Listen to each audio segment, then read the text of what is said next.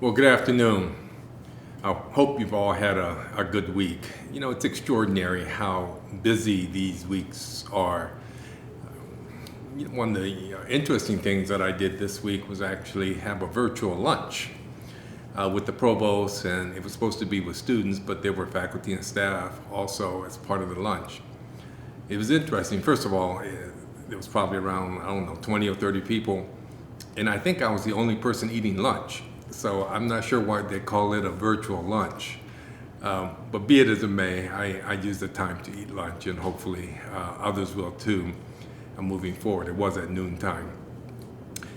But I mentioned this because there was opportunity for the participants to ask questions, and there were a lot of questions related to how we were going to restart in the fall.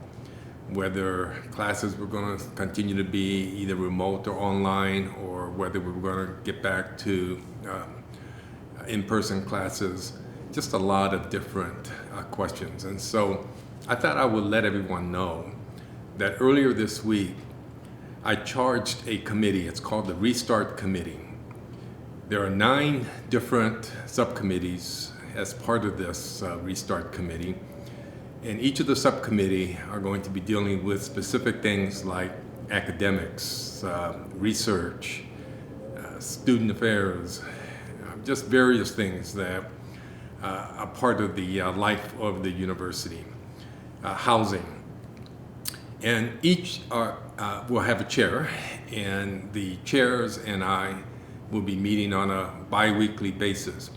Now, some of the subcommittees have already started working. For example, research, because research probably needs to start getting restarted earlier rather than in the fall. It's likely to be a minimal risk environment if done appropriately. And so many of the research universities are thinking about how to restart research. So there are a couple of committees that are a little further along already than the others, but we will be meeting on a bi-weekly basis and looking at all different issues related to the restart. Several more of these lunches are scheduled, so please be on the lookout for them and join to be a part of it and bring your lunch. Well, the governor's stay at home directive is scheduled to continue to be in effect until May 1st. My expectation is that it will be extended in some fashion. There may be some level of loosening, particularly for the minimal risk kind of activities. So we can look forward to that. I think all of us are going to have certain activities and certain things that we're going to want classified as minimal risk. You know, personally, I would like hair salons to be minimal risk. My hair has never been this long. In fact, I think last time it's been this long was probably decades ago. My wife Jacqueline says she can cut it for me, but I'm deciding to not do that and to just wear it long and wear it in a different style so that it's not as obvious. So we'll see. We'll see if that's part of the minimal risk categories that gets restarted.